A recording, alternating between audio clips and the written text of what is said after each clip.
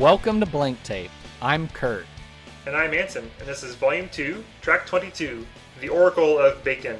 Recorded on Saturday, August 17th, 2019. Put on your headphones and let's jam. Well, good morning to you. Good morning. It is bright and early here, 9 a.m. Central Time. Yeah, the reason why we're doing this is because I'm going to be out of town when we would normally record, so make it easier on us. Although, I don't know, have I made it easier on us by having us record in the morning? It's fair. I need to get up and do some stuff around the house anyway today. We have in our kitchen we have a sink disposal thing, and the switch has been touched by too many humans with wet hands over the years, and so it's kind of a faulty switch now. And last night I touched it on to turn it on, and it sparked a little bit, and so I was like, well, it's probably a sign that it needs to be replaced. So there you go. So I turned it off, and I made sure it was stable, and then today I'm going to go to the hardware store and buy a replacement switch and stuff. But so yeah, it's not a problem that I'm up early because I got some homeowner stuff to do. But yeah, I got some laundry going. I already took a shower because I did not shower after my workout last night. So oh, nice. Yep, I was a stinky boy yesterday. Yeah, sometimes I'll shower right after, sometimes not. It just depends on how tired you are and what else is going on. But yeah, I feel you. All right. Well, I would I be safe to say that you're drinking coffee this morning? I am really getting in touch with my, I guess it's a throwback to the old bachelor days, because I have a light switch that's malfunctioning, and then for breakfast I had leftover pizza and root beer. So nice. I am drinking some Diet H-E-B root beer right now. I had a sip of leftover coffee right before I came in just to get me going. But yeah, how about you? Yeah, no, I made a fresh cup of coffee with the good old Keurig. Put a little of that Dunkin' Donuts extra creamer in there, so got that. And then since you were telling me you were eating leftover pizza, I was like, oh, I think I have leftovers from Fuddruckers. And sure enough, I had the remainder, partially with ice on it from the top shelf in the fridge, a hangover burger. So I did the reheat function, but of course my microwave is just kind of like a basic microwave we bought from Lowe's, so I don't think it has like the smart sensor stuff in it, so if you hit the reheat button, it's just going to cook it for 3 minutes. And so I always do that, and then Casey's always like, that's done, right? I can smell it from the other side of the room. And then I'm like, nope. Oh, okay. But no, Casey's still in bed, but I tried to eat it and was like, the only thing I could eat was the patty on it. Like the bun was no good. The leftover egg was too rubbery, and the bacon, just couldn't eat it all. So yeah, but at least I got my day started. Yeah, I do love those hangover burgers. I love a good burger with the egg on it. It's really good. There's a place nearby us, and they have it's the Lazy Dog, and they have like a peanut butter and jelly hamburger. Interesting. The first time I ever had peanut butter on a hamburger, it was a little bar by the lake in San Angelo, because I think Dr. Kelly and Joe were playing a gig, and we were just hanging out, and I was like, oh, a peanut butter burger, I'll try that. And I was like, my eyes were opened, because you get the nice combination of sweet and salty, between the peanut butter and the beef patty. So what you haven't tried it. What are all the toppings on that burger? If memory serves me, all it was just peanut butter on the top underside of the bun. Yeah. And then it was just like a regular hamburger, the rest of it. So like lettuce, tomato. Oh no, plain. Sorry, plain. Okay, yeah, okay. Just a plain hamburger, and you just smeared peanut butter on the top inside bun, a little toasted, and it was good. Interesting. Was it smooth peanut butter or crunchy? I'm assuming smooth. Oh no, smooth. Okay. I distinctly remember smooth. suppose you could add crunchy in there. It'd be like if you were eating some sort of veggie burger or something, but no, smooth, creamy peanut butter is the way to go, folks. Interesting. I have never tried that before. Well, we'll find a place, and then we'll just make one. We'll just make you one. Mm-hmm. All right. Well, we got a couple of corrections. Okay. From the previous episode. So, if you want a little shop talk right now, usually, for the past year, I was doing the editing of the podcast, and then to take turns, Kurt has offered to take over the editing, so he edited the previous episode, and that means I have listen and link duty, meaning that I have to listen to the whole show and make sure it sounds good and collect the links for it. So that means corrections are mostly my job because I was doing the full listen. And so I had a couple of corrections from our Aladdin section that we were talking about. I was trying to think of the phrase to say that Jasmine is a more interesting character and she does more stuff. And the phrase I was looking for is she has agency. Like she has agency as a person to like do things in the world. Right. I just couldn't think of that phrase for whatever reason. It's a good phrase. Yeah. And then the other thing from Aladdin that was a new piece of info for me. Information. I was talking about the actress who was in New Girl as Allie, the police officer, and then she is in Aladdin as Jasmine's like a servant or like kind of like friend almost because they're close, you know. And I thought it was kind of funny because this comic character from New Girl was like in Aladdin, and she was kind of funny in Aladdin too. So, but I was confused as I didn't. Shame on me for assuming she was white because, as it turns out, she was born in Iran and is fluent in Persian. And her name is Nasim Pedrad. I probably butchered that pronunciation, but so that's pretty cool. We went to high school with some Persian girls. There were the Alavi sisters in a choir. Sarah was in the grade. Well, I don't know if Lisa did. Maybe did Lisa do orchestra? But I just remember both of those girls were involved in the fine arts, especially Sarah with the choir. And I both see them popping up on social media all the time if they're not visiting family and friends in Iran, or they're successful entrepreneurs and actresses and all this stuff. And I've floated the idea of maybe trying to ask, since we've gone to classmates, to ask them if, hey, do you want to interview with us? And maybe go to them and be like, hey, do you want to come on our podcast and tell us about all the cool stuff you do for like UNICEF or women's fashion online retail or whatnot? Is that what they actually do? Or are you just making that up?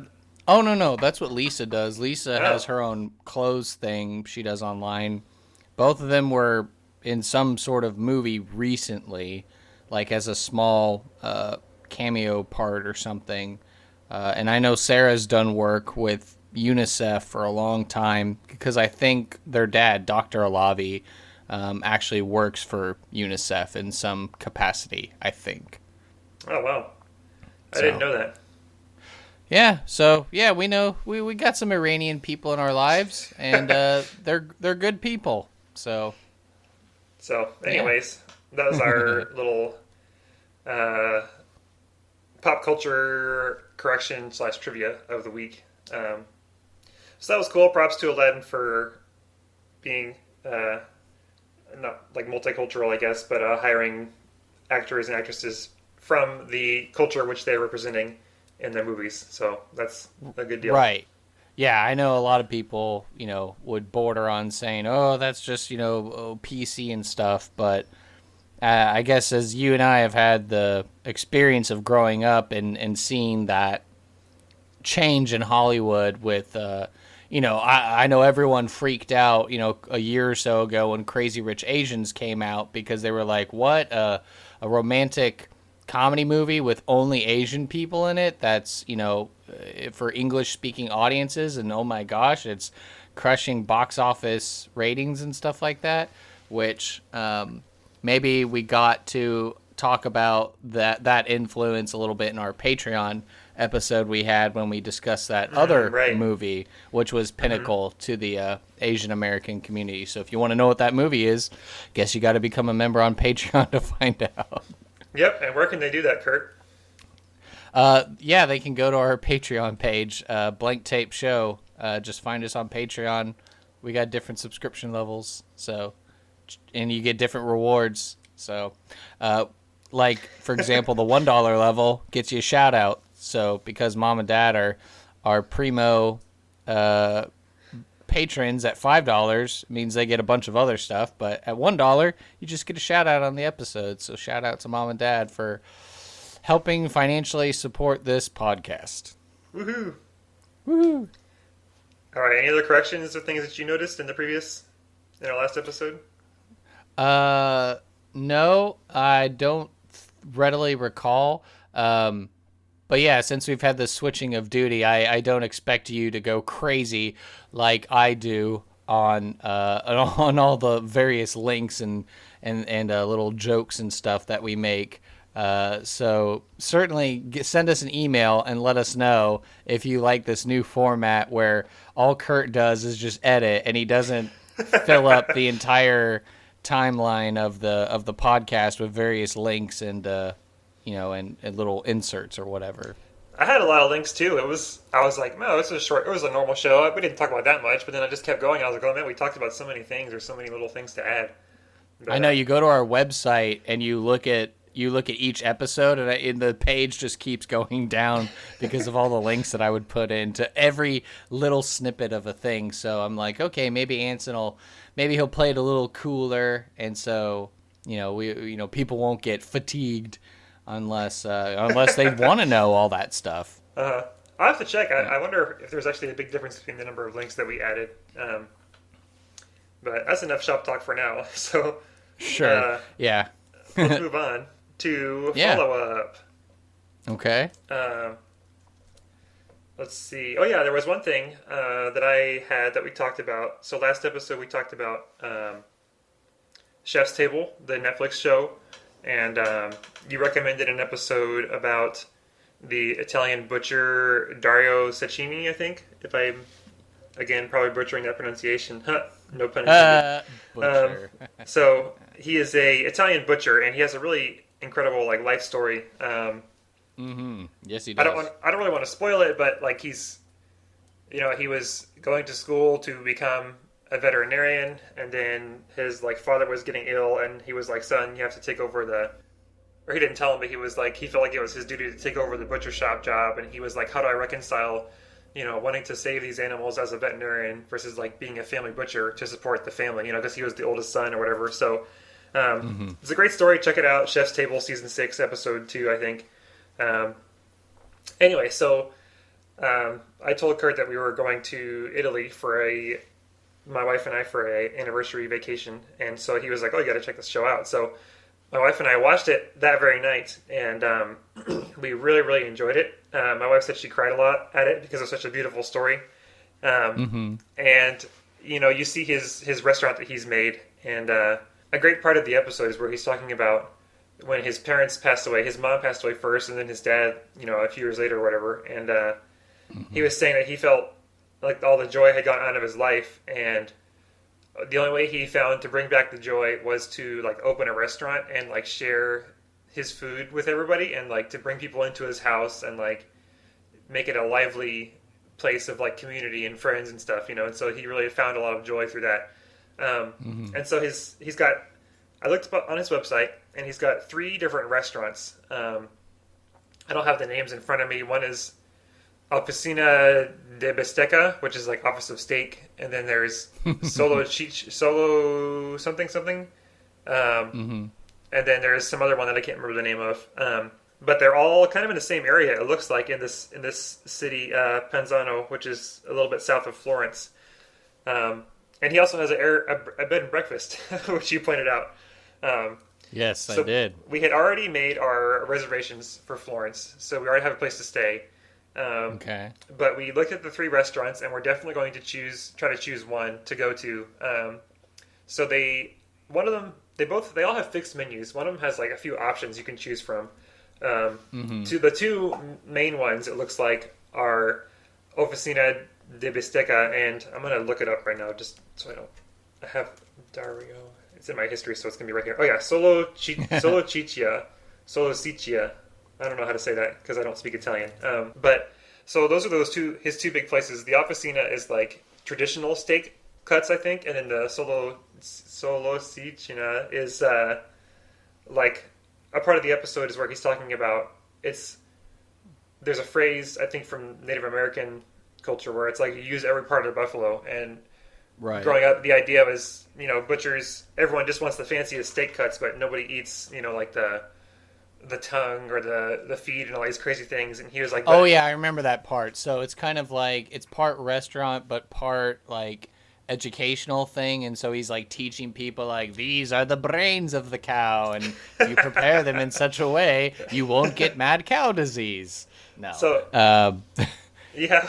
No. I don't know if actually I do know that those prions only happen if a cow were to eat a dead sheep. And because Dario is so good at keeping track of these animals from the moment they're born to the moment that they die, and he prepares them in his butcher shop, I know that none of his meats are going to be contaminated with prions. So you're safe there. Yeah, so it's kind of I'll have to talk with my wife about which one we want to go for. But the other interesting thing about it that I was really excited about is the prices at those restaurants are like 30 euros or 50 euros each, which is like $35 or $55. And so it's kind of a big surprise to me because if you like watch a Netflix special and they go to a chef's restaurant and all this kind of stuff, you expect it's going to be like, it's going to be $300 for a seat, like it's going to be a high-end sushi restaurant in New York where you have to get a reservation, a year in advance, and it's going to be $500 per seat. But this is like it's $55, for a person, which is kind of incredible. Yeah, man. So we're definitely going to hit that up. Hopefully you get to meet Mr. Dario, the chef, and then tell him like, I watched you on Netflix. We talked about you on my podcast, and the steak here is delicious. Yeah. Maybe if we get blank tape stickers, I can throw a sticker on on the wall somewhere in Penzano. But that's graffiti, so I won't do that. But so just thanks. Hand it to him very nicely and be like, here's a sticker for you. Thank you for that recommendation. We enjoyed it very much, and we will report back on our travel episode, I'm sure. Yeah, and there's a similar update since, you're taking your international trip here Thanksgiving week. Our good buddy Max had his birthday recently, and it was the Friday after we recorded the last episode, and I was finishing working up, and his wife Rachel texted me and says, oh, hey, we're having a little birthday get-together. It's at this sushi restaurant. And I was like, oh, that's right nearby where I live. So I was like, okay, let me finish working out and change, and I'll swing by. Swung by the restaurant, and there's a nice get-together for Max. Max is old man now in his just newly entered 30s. And so Rachel's wife unveils the big gift for him, and he opens the card, and he's reading the Japanese in the sushi restaurant, and he looks at it, and it turns out that it's 2 plane tickets to Japan Thanksgiving week. So Max, our good buddy Max, and his wife are going to be going to Japan Thanksgiving week. So I was like, oh man, I've got 2 friends going to opposite sides of the globe during Thanksgiving week. So I was like, wow, that's pretty cool. So, man, I didn't know he reads Japanese. That's cool. Yeah, I think he was maybe it started as a hobby and got more serious than that, but apparently he'd been trying to plan this for a while, and Rachel was talking about how she was having to explain away why all the credit card points had disappeared. It's like, is there some error? What's going on? She's like, no, it's fine. Don't worry about it. Because she was trying to surprise him. So, yeah, that's pretty cool. So, yeah. Happy birthday, belated birthday to Max, who you remember from our off-brand episode last year. And I did name drop the podcast at the birthday dinner for the birthday boy. So I hope that a couple of his friends have started listening in, and especially to that interview that we did. So they were all kind of astounded. They were like, what? Max was in a band? Although, I mean, some of them were people we went to high school with, so they were already familiar. But some of his other collegiate, post collegiate friends were like, "What? Max was in a band? No way!" I was like, "Yeah, gotta listen to the episode to find out." Good deal. All right. Indeed. Let's see. Next in the follow-up section is, did we do our homework? I don't have any updates on that end for me. How about you? Nope. No updates. Yeah, I think I'm going to give up on the Patreon homework that I haven't finished. And I'm going to switch to the movies that I'm supposed to watch for our regular homework. But we can discuss that later in the special bonus Patreon episode. Oh, yes, that's right. Oh, you hear those trucks outside? Yeah, and I'm right here in the sunroom as well, so if you hear any like lawn equipment going off or cars driving by, that's why you can hear them, is because I'm not in the closet recording booth. I'm out here in the sunroom, so I can give Casey a chance to sleep without me disturbing her. Right on. Yeah, I'm on that first floor room of my house where I can see, or where the street is right outside, so. Well, we already did our Patreon shout-outs, as you've heard, and so let's move right along to the news of the week. Good evening. I'm Ron Burgundy, and this is what's happening in your world tonight. So I didn't write it in yet, but I had one thing that I wanted to briefly mention from the Apple world. Apple has began inviting people to try out or to sign up for their Apple Card, which is a credit card that they are offering. And it's being, offered via some other bank or something, like Goldman Sachs or something. I don't even know. But it's kind of interesting in that you do it all through your phone. So if you want to apply for this credit card, you open up your phone, go to the wallet app, and apply for the card through there. And then there's no website you use. You just go to your phone's wallet app, and you can see all your credit card information there and stuff. So it's kind of interesting. They're trying to be kind of cool about it, and if you sign up for the card and you get it, they will they'll mail you a card that you can use, of course, and it's white and it looks kind of cool. But the big deal is that it's if you get percent back if you just use Apple Pay for things, and you get points for buying Mac computers and iPhones and stuff. But kind of interesting. They announced it last year, or announced it this year at their WWDC, their conference event, but I'm probably not going to do it because we don't need another credit card right now. So it doesn't really affect me, so it's but just kind of interesting news tidbit. I heard a similar advertisement for a similar product yesterday. There's a YouTube channel that I follow. The main channel is Corridor Digital, and they do a lot of animation. Well, they have a separate channel that's dedicated for their behind the scenes and life with their crew and stuff, and it used to be called the Sam and Nico channel, but now it's called Corridor Crew. And so there's a new video that popped up where one of their team members, Clint, put on a motion capture suit, and he recreated some scenes from The Lion King so that they could reanimate them. So Clint could be like, oh, I'm going to add this to my mocap acting reel and stuff. And at one point during the video, they have a sponsored segment, and Jake, their business manager, comes out. He's giving the illusion that he's nude. They have the pixelation around his pelvis when he's sitting down, and he's describing this service where it's like you're talking about, this blank fake credit card service that you sign up for. So whenever you make purchases, it's not using your real credit card information. And obviously with their creative, thinking and all that stuff, they made an ad that kind of burns in your memory of a guy pretending to be fully nude in a chair in a studio with his coworkers, being like, oh yeah, I use this service and I don't ever have to worry about my credit card information floating out there on the internet again.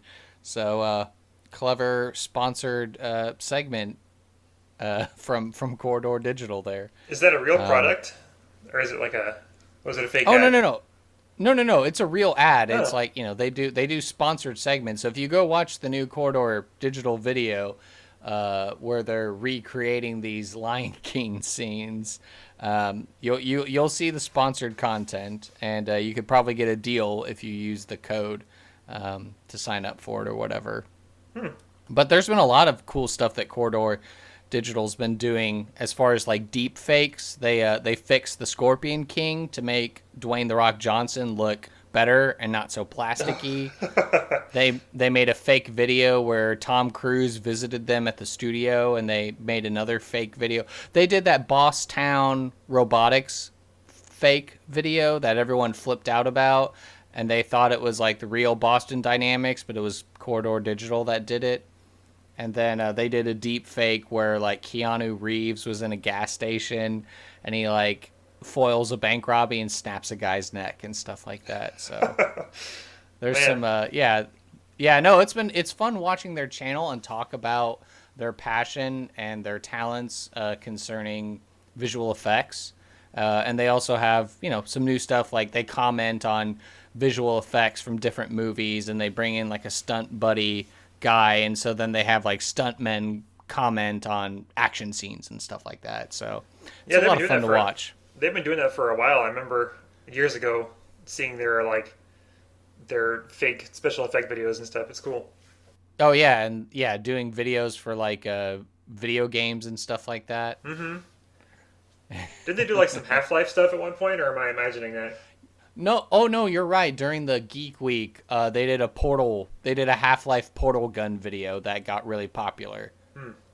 So the one where they actually made the Portal gun and they get caught upside down on the underside of the underpass and they have to fight. Huh. Yeah. No, that one was a cool video. Yeah, they've done all sorts of weird and crazy videos, but they're a lot of fun to watch. I enjoy their content. Anyway, sorry, we got off on a whole tangent just from your news tidbit of the week alone. So I'll just try and breeze through mine real quick then, unless you got something else. Fire away.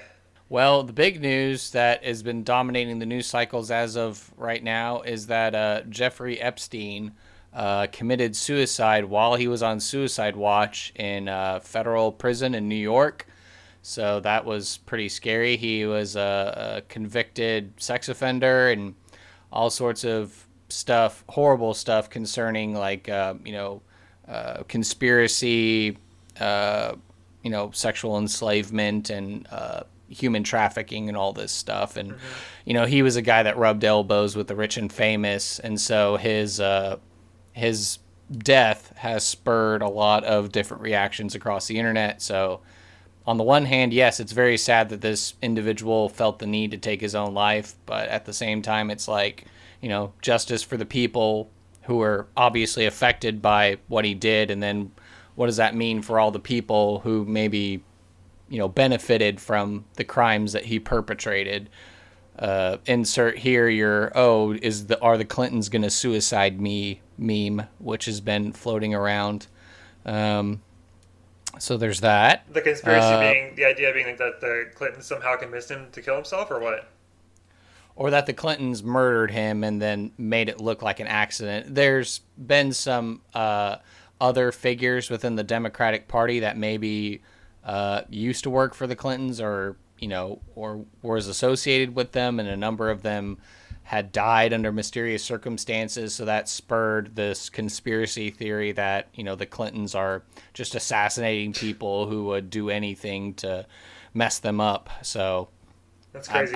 I'm just saying that exists. I'm not saying that it's definitely true or anything like that. I'm not here to endorse conspiracy theories. Yeah. We had some shootings in El Paso, Dayton, Ohio, and some in Philadelphia. So yeah, of course, renewed debates of Second Amendment versus, public safety and, all this stuff, again, which we continue to debate, and I know passions run high on this. Maybe Peter Fonda just passed away like yesterday. So the guy from Easy Rider, he was Mistopheles in the Ghost Rider, the first Ghost Rider movie. Is he related to Jane Fonda? Yes, he is Jane Fonda's brother. Oh.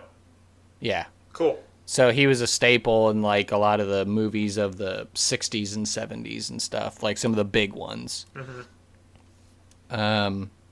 Anime Fest is going on this weekend. I was at work, And I just, when I went to go get lunch, I started seeing people in cosplay, and I was like, oh, I'm seeing a lot of people in cosplay. What is going on?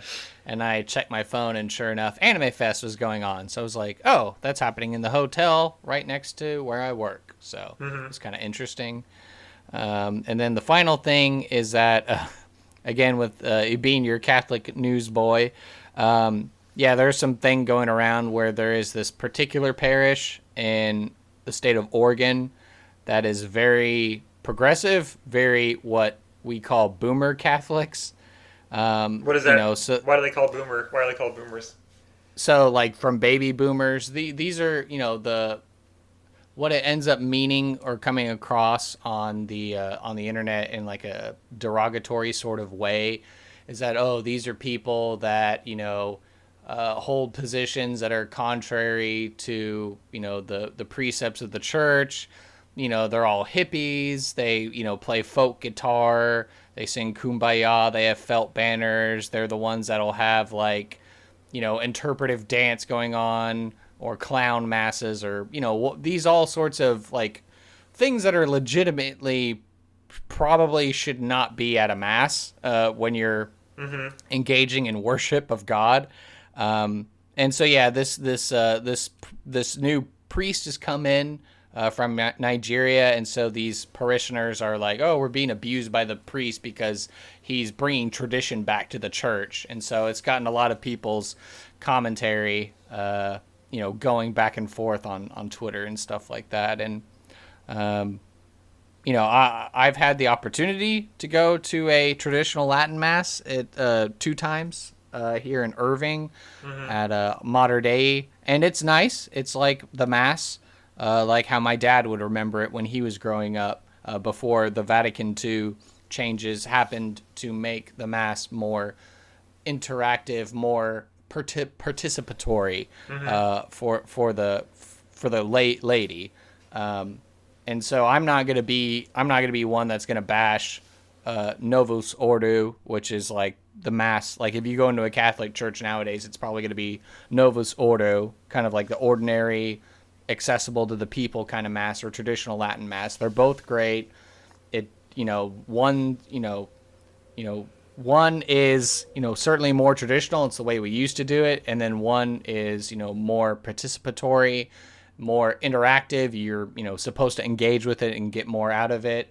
So I'm not going to say, or I'm not going to badmouth either one, because, we get enough of that online, and we Catholics don't need to be doing that. Don't be bashing people that go to Novus Ordo. Don't be bashing people that go to traditional Latin mass. Just be happy of the fact that people are going to church, right? That's the most important thing. And so just be supportive of each other, and don't be like these people who are, I don't know. They're doing all kinds of crazy things. You can go find the news article and, see what silliness is going on there. But essentially, be nice to your priests, folks. They've got a lot to worry about, and they definitely need our prayers and support to continue to be good people that are helping us all. So, and that's all my news tidbits of the week. All right. This concludes the Catholic Evening News. Just kidding. Yeah. EWTN. EWTN Nightly News. What is that? Is that a real station, or? Yeah, actually. So if you listen to like the AM dial, there's the. It's called the Eternal Word. It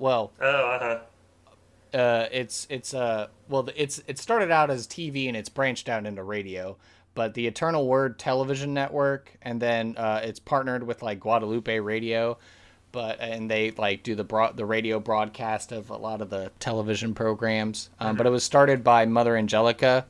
So she was a nun, and she started an order there in Irondale, Alabama. And, so there's a convent and a church there, and where these offices are, and they just, I guess she was like, well, there's not anything out there for Catholics, and so I'm going to do it. And from like a tiny garage, she, helped to start this whole television, radio, news program. So yeah, I mean, I know you can order it on your television channel provider service. You can also watch their stuff on YouTube. They seriously post a lot of stuff to YouTube that you can go and watch. So That's cool. So yeah. So yeah, you said Catholic Evening News, and I was like, no, legitimately, you can go on YouTube and go find EWTN, and you'll find like all their different news briefs and stuff like that. Mm-hmm. Right on. Yeah. So what's next? We go into our topic section, and there's just what are we talking about? Yeah, I know. I was wondering what we were even going to talk about today. Well, we can scroll on down to our topics queue. Let's see. There's Kurt's compositions. We might have to have more prep for that one because we're going to I'm assuming I'll have to. We'll play your compositions on the air maybe, and I was going to review them or look over them or something. Yeah. That was the idea. So what's next here is 6 Degrees of Cinema game, a twist on 6 Degrees / Kevin Bacon. This is a game that Casey and I started playing probably like earlier this year. We haven't really gotten back to it, but essentially it's like you pick a movie and you pick an actor. You watch, and so the idea is that you have to go out, link out, and then like link back in. So I think, for example, I'll just, because I believe I saved this here to my little phone record, so I can tell you how game number 1 went. So, for example, we started with the Green Hornet movie. Okay. And so the character we started out, the actor we started with was Seth Rogen. So the object of our game was, could we, in 6 movies or less, get from Seth Rogen, go out, and then come back to Seth Rogen? So number 1 in the list was the Green Hornet with Seth Rogen and Christoph Waltz. From there, we go to Inglourious Bastards. That has Christoph Waltz and Brad Pitt. From there, we go to Mr. and Mrs. Smith, which has Brad Pitt and Vince Vaughn. From there, we go to the movie Swingers, which has Vince Vaughn and Jon Favreau. And then from there, we go to I Love You Man, which has Jon Favreau and Jason Segel. And then finally, you loop it back around to Knocked Up, which has Jason Segel and Seth Rogen. So that's basically the game. Huh. How do y'all come up with that? Like, how did you find that link? What's the process of building that? Well, it's kind of like how we discussed in the past about, like, when I talked about how my dad would be like, which actor was in this, and then you just start making chain links of like who's been in this movie, who's been in this movie, who's been in this movie, and just figuring out who's worked with who. And Casey just really came up with the game, and so I thought it'd be like a fun thing, maybe share with everyone else. Everyone out there, go start. The rules are simple. You just pick an actor, you have to go out and then come back, and can you do it in 6 movies or less, to go out and then come back to the same actor you started with. I guess if you started tweet us, email us your. Oh, I was just going to say, tweet us and email us your results, and we'll judge the games, and maybe we'll give you a shout out here on the air for the best game that was played. Mm-hmm. Or the round that goes around to the craziest movies and comes back. Exactly, and we started a second game, but it's just kind of fizzled off. So. That first game is what we did, yeah. I was thinking about how you would do it. I guess if you wanted to, you could start from the same person and go in 2 different directions. Instead of trying to go into a loop, you basically start like a U. You think of 2 movies that have Seth Rogen in it, and you go opposite directions and then try to meet in the middle somewhere. That could work too. Oh, I see what you mean. Having trouble getting started, but so this green. Yeah. I see you gave the Green Hornet 3 stars on Letterboxd. Oh yeah. I remember. I don't think I ever saw it. I didn't know it was like Seth Rogen and Christoph Waltz and stuff. Oh yeah, Christoph Waltz plays the bad guy. Is this based on a comic book or anything, or is it just like a random? Oh no, it's based on an old radio play. Yeah, the Green Hornet was like a super popular radio show, which then I think got made maybe into a comic book, maybe a movie. Obviously, his Kato is his butler assistant in the movie. And actually, Kato does most of the fighting and the butt kicking. So I know there were criticisms of like, oh, Kato is just like, the stereotyped, whipping boy, and he has to do everything. And then, Green Hornet, the white guy, is the one who gets all the credit. And I think Seth Rogen in his movie did a pretty good job of subverting that while, staying true to the essence, to the spirit of the original Green Hornet.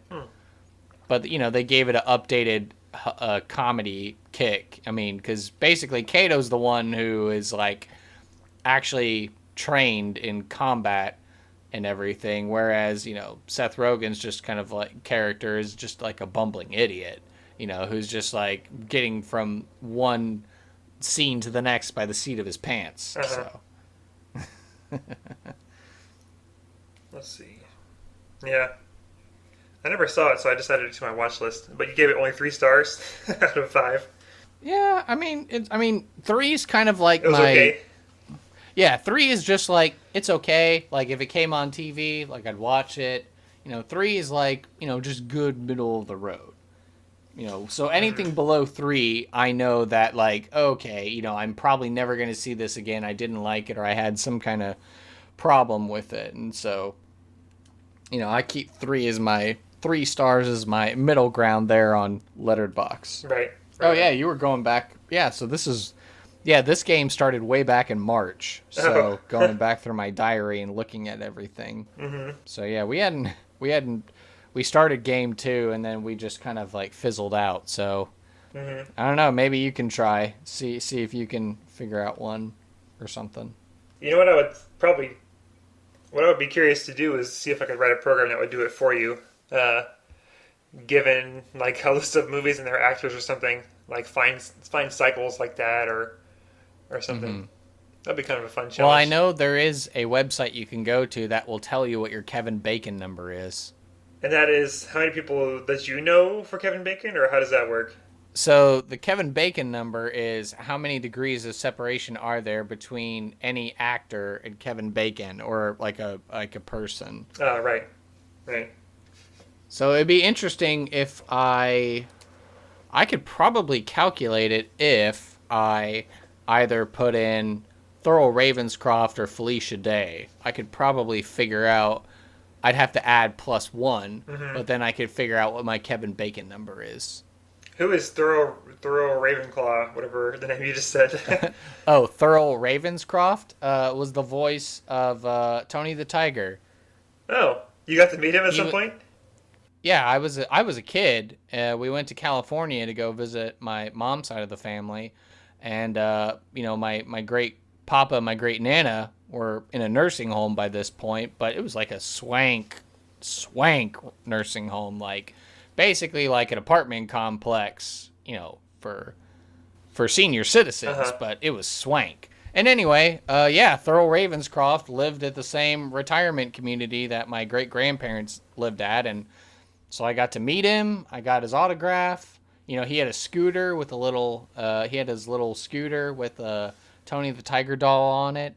And, I told him, Frosted Flakes is my favorite cereal. And he did the voice, and it was magical. It was great as a kid to be able to meet the voice actor who did Tony the Tiger. He also sang You're a Mean One, Mr. Grinch. He did a lot of...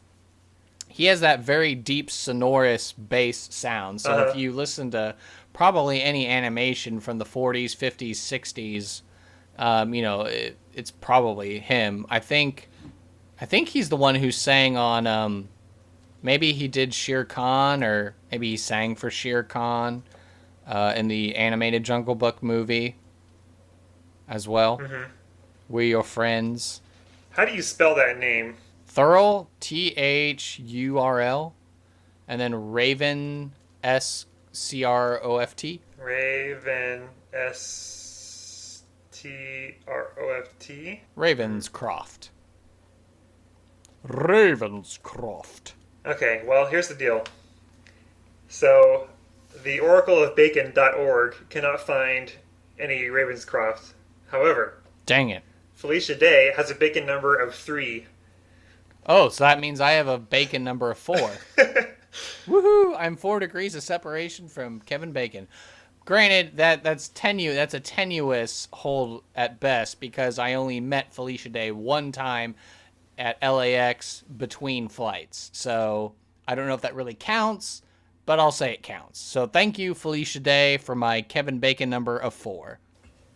You did not star in a major motion picture with Felicia Day, but we'll give it to you anyway. I was gonna say, have you met any actors that you can try and make a Kevin Bacon number for yourself? Oh gosh, I don't know. So Felicia Day's link is Kurt to LAX to Felicia Day. She was in Bring It On Again with Bethany Joy Lenz, who was in Thinner along with Carl Verher. I'm trying to practice my German pronunciation. Verher, who was in The Air I Breathe with Kevin Bacon. Carrie. That's an I. Oh, I don't know. I don't know who that is. Anyway, me? Gosh. Have I met anybody famous? The only people I can think of are the stars of the Accidental Tech podcast, who I met at the WWDC convention in 2017, as well as nice. like David Smith from Development Perspective, Jason Snell from The Incomparable. Actually, you know what? So maybe if Jason Snell, he is a podcaster who has a network called The Incomparable, and they do the main show. The Incomparable is just about like they'll do like book clubs, movies, comics and stuff. They have lots of spin-off shows. They have like a D&D one called Total Party Kill. Nice. And let's see, they have one about like there's one where a couple people do like it's called Random Trek, and they'll like randomly pick a Star Trek episode and like watch it together. And then there's like a Doctor Who one and stuff. And they do some like game show, and they have a radio theater one, which I really enjoy too. They just do radio theater, like old nice shows and kind of stuff. So anyway, that would be fun to write and do. Would be radio theater. Like I know there's a lot of podcast shows that use that medium, but yeah, I think that'd be a lot of fun to do. So I'm sure that Jason Snell has probably met some actors. You know, like I'm sure he's met like people who are in sci-fi or like comic book movies at some point. So using him as my proxy, I could probably get my way to Kevin Bacon. All right, let's try it. Type it in. So who should I say that he's met? Who's somebody that he would probably have for sure met in his life? Well, if he's doing a lot of podcast geekery stuff, I mean, maybe Felicia Day, maybe Will Wheaton, especially if you're talking Star Trek. Yeah. Okay. I got a way. Okay, so let's do Will Wheaton. But have you met Will Wheaton, though? Here's the thing. Okay. Will Wheaton has a Bacon number of 2. So of course he does. Will Wheaton was in Pie in the Sky with John Goodman, who was in Death Sentence with Kevin Bacon. So my link to Will Wheaton, Jason Snell has met John Siracusa, who is another podcaster, who I'm going to go through somebody else just to be super safe. John Siracusa has met Merlin Mann, who has met John Roderick, and I'm pretty sure John Roderick, these are all podcasters, John Roderick has met Will Wheaton before because he's talked about him before. So if not, I could loop through one more person. The guy's name is Jonathan. It's going to come to me in a second. Jonathan Colton. Oh yeah, from Reply Your Brains and the Portal song and stuff. The Portal song, Stay Alive. So they have gone on. There's this cruise apparently called the Joko Cruise, which is I think it's just like a nerds cruise or something like that. And I know John Roderick has gone before, and I'm almost positive that he's met Will Wheaton through them somehow, some way. But okay, so yeah, I guess that makes my Bacon number 2 plus 1, 2, 3, 4, 5, 6, 8 or so. Wow. Okay, you got a high Bacon number. Hey, that counts though. It's only single digits. I'll take it. Yep. All right. Fair enough. That's cool. Yeah.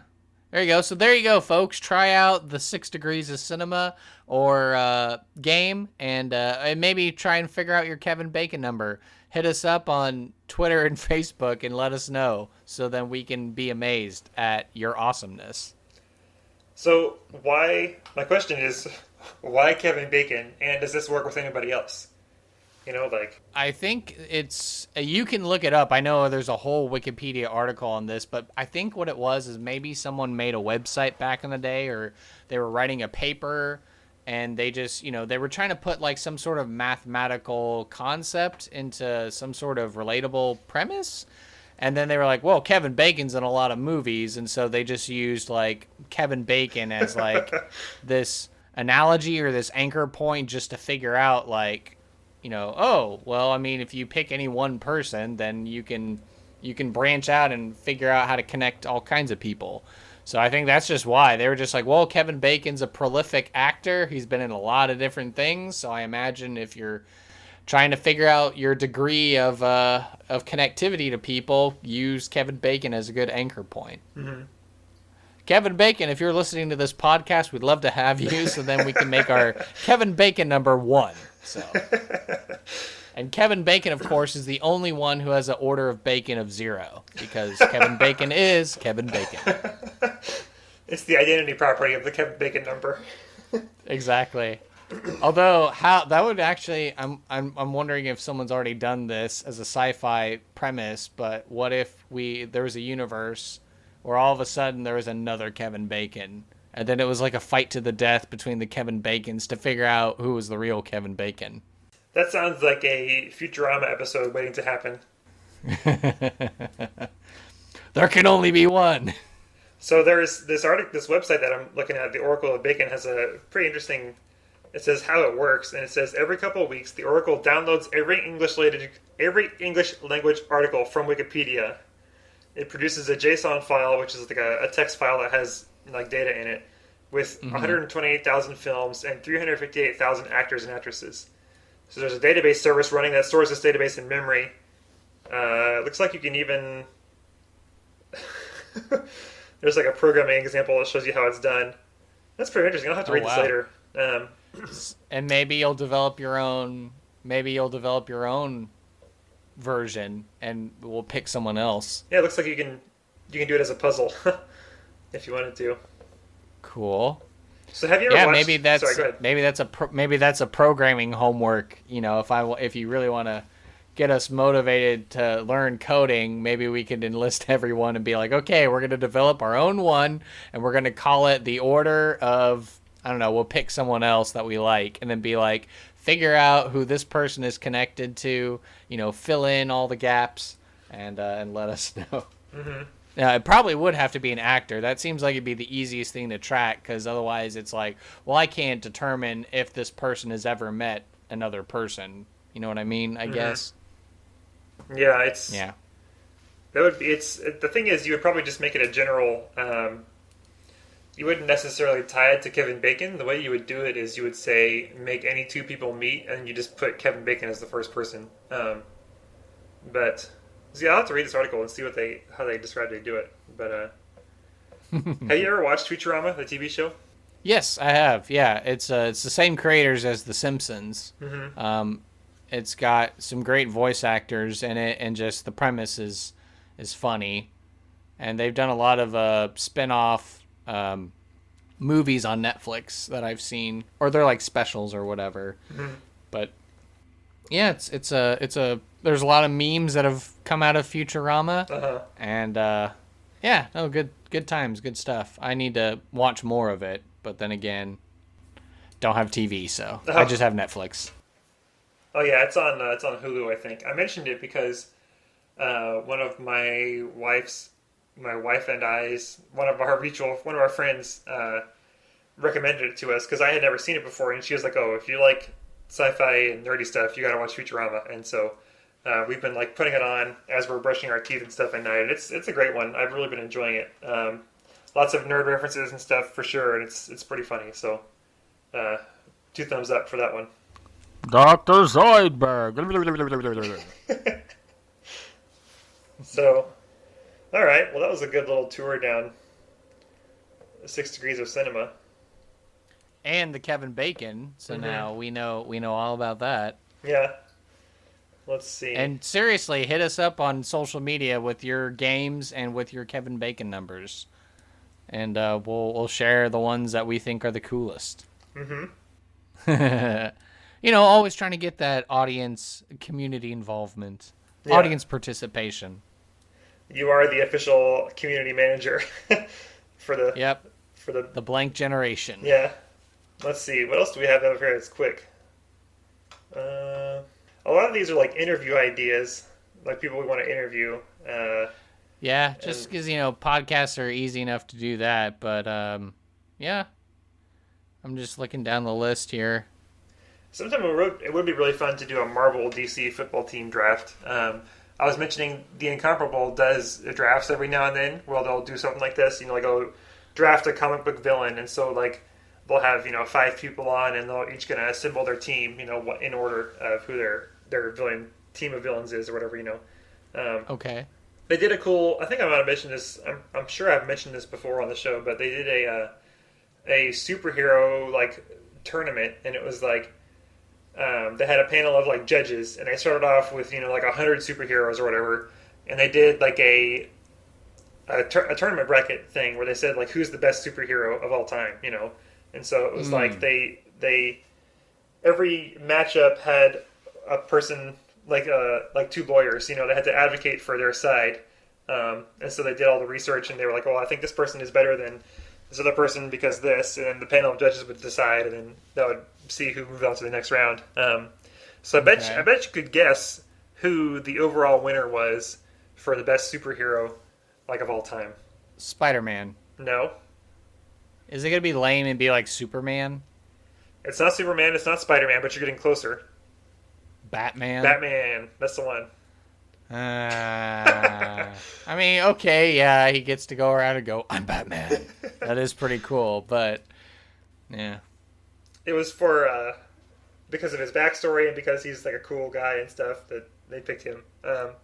Did you see the thing that went on Twitter recently with Batman where someone force-fed a bunch of Batman scripts to a bot, and then the bot wrote, like, 2 script pages or whatever on a Batman show or movie, and it kept writing about how Bruce Wayne's parents were dead. Like the Joker made a joke. It was like, oh, it's from your parents, but you can't get it because they're dead or something like that. It was pretty brutal. Oh, man. I was like, that's funny, but what's the movie we just watched? Elvie and I just watched. I don't know. Have you updated your lettered box, my friend? Oh gosh, it's gonna bug me. Let me check my list of things. Movie reviews. Oh, Shazam. Oh, nice. We watched Shazam. And yeah, dude, I love Shazam. There was a part at the end talking about. There was somebody talking to the bad guy about how there's more than one way to get magic or something. Oh, yeah. The little... Well, sorry. Do we have to have a spoiler horn or not? I guess this is so short. Shazam's been out long enough. But you're talking about the little worm, right? Yeah, it had like a microphone or something on it, and it was like somebody was talking through it. Yeah, no, that's the worm talking. Oh. Yeah, no, he's another DC he's another DC character. Yeah. That's not really a spoiler. It's not like you don't know who he's talking to, I guess. But whatever. It's okay. He's talking to the bad guy at the end of the movie because, surprise, surprise, the bad guy lost. Yeah. I think that's acceptable for a podcast. Yep. So go see Shazam. It was pro foster family, and Zach Levi was brilliant in it. Yeah. So his name was the Worm. He's a villain called the Worm. I don't know if that's his real name, but yeah, he's like a worm creature. He's like extra dimensional, and apparently he's all about magic. And yeah, based on that little teaser at the end of the movie, it was like, oh, the realms are about to open up, since the DC stuff, as I understand, has been delving about, it's been getting into the Greek gods, and then Atlantis and space. So I don't know. Because I don't know, I saw the Justice League one time, and even that was hard to follow. But something about power boxes, but some of them were in space, some of them went to the Greek gods, and then some of them went to Atlantis, Aquaman people. I don't know. So it's yeah, we never saw Justice League. We need to catch up on that. But apparently, the talking worm, his name is Mr. Mind, and he is a 2-inch alien worm of high intelligence and telepathic powers. He usually carries out his villainous plans through an organization called the Monster Society of Evil, which is interesting. Kind of bizarre that there's like a worm that's like running this stuff, but Real, it's so bizarre. I mean, Guardians of the Galaxy has a talking raccoon, so I mean, who are we to? And a tree creature that says "I am Groot." So, who are we really to judge? I guess I sit corrected. I will hold judgment until it all comes out. So, I know, yeah, no, but of the DC movies, yeah, Shazam's probably my favorite because it felt like. Shazam felt like DC's version of Spider-Man mixed with Doctor Strange. Okay. That's how I would characterize Shazam. Because it very much feels, Billy Batson is very much like a Peter Parker, but instead of getting bitten by a radioactive spider and being super smart and building all this tech and having help from Iron Man in the MCU, instead it's, I'm this orphan kid. And now I get powers from a wizard who is the same Digimon Hanzo from Guardians of the Galaxy, but now I'm also in the DC universe as the wizard Shazam. Mm-hmm. And then he gets all the powers, and he turns into a muscled out Zach Levi shooting lightning bolts and stuff. Mm-hmm. Yeah, we enjoyed it too. I think our main complaint was that it felt a little bit long. There was some stuff in the middle that we thought could have been trimmed out. Like his, the scene where he like botches the bus. Oh, I guess I shouldn't talk about it. We said it's been out long enough. There's a scene where he does a rescue and it's like not perfect. And then he's arguing with his friend a little bit, Right. Just a little bit of like unnecessary drama and back and forth that kind of slowed down the pace, but overall, we did enjoy it, and it was very cool, so go see it if you're interested. Yeah. For sure. Shazam! Say my name, so my powers may flow through you. Yep, exactly. We had heard of Shazam because of there's a PlayStation game called Injustice, where it's like a fighting game with DC characters. Yes. Mm-hmm. But that's all I knew about Shazam, is that he's a guy who, like, says Shazam and then turns into a kid. So... Right. Yeah. Well, I mean, the interesting story there is Shazam used to be part of its own comic book company, Fawcett Comics, and if you look in the background when they're in the school, you'll see that the school's name is like Fawcett Central, so that's a reference to the original comic books that owned Shazam. But this is in the 30s and the 40s, and apparently the Shazam art or the covers were copying off the art and the covers of Superman. So then DC Comics sued Fawcett for like copyright infringement. They ended up winning, DC did, and then they acquired the rights to Shazam. Oh, interesting. So it was like a comic book takeover of their character. And so Shazam used to be called Captain Marvel back when it was in its earliest iterations in the 30s, 40s, and then when DC took over it, they renamed the character Shazam. That's really confusing because there is a Captain Marvel. In Marvel Comics, right? Man. Yeah, so there's I've heard it said a time or two among the comic book purists, and then they're like, when you say Captain Marvel, they'll immediately go like, do you mean Fawcett or DC or Marvel? And then you're like, okay, all right, pump the brakes. Uh-huh. Yep. I'm also looking on Wikipedia, and it's saying that Shazam is an acronym of the 6, quote, immortal elders, being Solomon, Hercules, Atlas, Zeus, Achilles, and Mercury. Yep. Interesting. Did you know that? Yes, I did. Yeah, he says it in the movie. He's like, the strength of Hercules. Yeah. The wisdom of Solomon. He says it the whole time when, like, he's explaining the powers to Billy Batson. Mm-hmm. I didn't realize it was the initials of his name, though. And that's why I need you on my trivia team at Pub Trivia. Yep. That's cool. Yeah. All right. There you go. What do you think? Have we gone on long enough?